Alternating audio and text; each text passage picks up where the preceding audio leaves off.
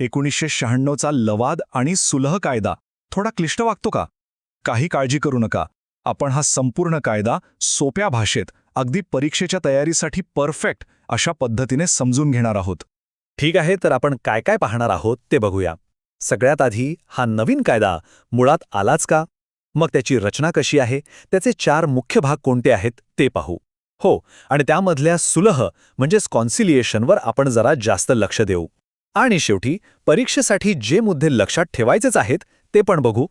बरं, 1996च्या कायद्याचं महत्त्व समजून घेण्यासाठी आपल्याला आधी हे बघावं लागेल की त्यापूर्वी परिस्थिती नेमकी होती तरी कशी. कल्पना करा, 1996च्या आधी लवादासाठी 1 नाही, 2 नाही तर तब्बल 3 वेगवेगळे कायदे होते. विचार करा किती गोंधळ होत असेल. यामुळे एक अशी कायदेशीर चौकट तयार झाली होती जी खूपच गुंतागुंतीची होती आणि काळाच्या ओघात मागे पडली होती. मग हा बदल इतका गरजेचा का होता? सोपं आहे. जुने कायदे भारताच्या झपाट्याने वाढणाऱ्या अर्थव्यवस्थेसोबत धावूच शकत नव्हते. म्हणजे आपल्याला हवी होती जलद न्यायप्रणाली, आणि जुनी व्यवस्था होती खूपच संथ आणि जुनाट. आणि मग या सगळ्या समस्यांवर उपाय म्हणून एकाच कायद्याची गरज निर्माण झाली. आणि इथूनच सुरुवात होते 1996च्या लवाद आणि सुलह कायद्याची.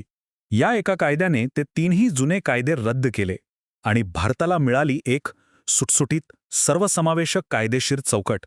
आता इथे एक इंटरेस्टिंग गोष्ट आहे. हा 1996चा कायदा काही आपल्या देशातच अचानक तयार झाला नाहीये. तो UNCT राल मॉडेल कायद्यावर आधारित आहे. याचा अर्थ काय? तर भारताने थेट आंतरराष्ट्रीय दर्जाचे नियम स्वीकारले. चला, आता येऊया सगळ्यात महत्त्वाच्या भागाकडे. परीक्षेच्या दृष्टीनं तर हा भाग खूपच महत्त्वाचा आहे. या कायद्याची रचना नेमकी आहे तरी कशी? हा संपूर्ण कायदा फक्त आणि फक्त 4 भागांमध्ये विभागलेला आहे. हो, फक्त 4. त्यामुळे तो समजून घ्यायला खूपच सोपा जातो. आणि हे 4 भाग म्हणजे जणू या कायद्याचे 4 स्तंभ आहेत. बघा, भाग 1 आहे देशांतर्गत लवादासाठी, म्हणजे जे वाद भारतातच होतात. भाग 2 आहे विदेशी निवाड्यांसाठी, म्हणजे परदेशातून आलेल्या निर्णयांच्या अंमलबजावणीसाठी. भाग 3 हा पूर्णपणे सुलह म्हणजेच कॉन्सिलिएशनसाठी आहे. आणि भाग 4 मध्ये आहेत काही अतिरिक्त पूरक तरतुदी.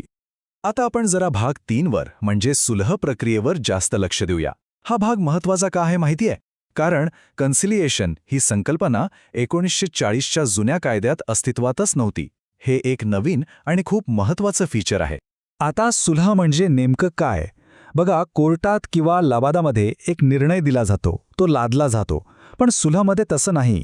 इथे एक तिसरी व्यक्ती, ज्याला आपण सुलहकर्ता म्हणतो, ती फक्त दोन्ही पक्षांना एकत्र आणून त्यांच्यात एक सामंजस्याचा करार घडवून आणायला मदत करते.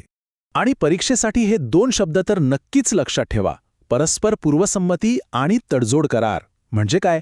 तर दोन्ही पक्षांची आधी परवानगी पाहिजे आणि शेवटी एक लेखी करार झाला पाहिजे. याच 2 गोष्टींवर संपूर्ण सुलह प्रक्रिया उभी आहे. इथे बघा, कोर्टातला खटला म्हणजे वाद, भांडण, तर सुलह म्हणजे सहकार्य. एक औपचारिक आहे तर दुसरा अनौपचारिक. म्हणूनच सुलह हा कमी खर्चिक आणि कमी वेळात होणारा उत्तम पर्याय मानला जातो. ठीक आहे, तर आता आपण ह्या संपूर्ण कायद्याची काही प्रमुख वैशिष्ट्ये पाहूया. म्हणजे परीक्षेच्या दृष्टीने रिव्हिजनसाठी महत्त्वाचे मुद्दे. या कायद्याचं सगळ्यात मोठं आणि खरं तर क्रांतिकारक वैशिष्ट्य कोणतं असेल तर ते आहे न्यायालयाचा कमीत कमी हस्तक्षेप. कलम 5 मध्ये हे स्पष्ट लिहिलंय. का? कारण त्यामुळे प्रक्रिया खूप वेगाने पुढे जाते. म्हणजेच थोडक्यात सांगायचं तर हा कायदा काय करतो? तो पक्षकारांना स्वातंत्र्य देतो, लवादाला जास्त अधिकार देतो, कोर्टाचा हस्तक्षेप कमी करतो आणि सगळ्यात महत्त्वाचं म्हणजे जो काही निकाल लागेल, मग तो लवाद निवाडा असो किंवा तडजोड करार, त्याची अंमलबजावणी पक्की करतो.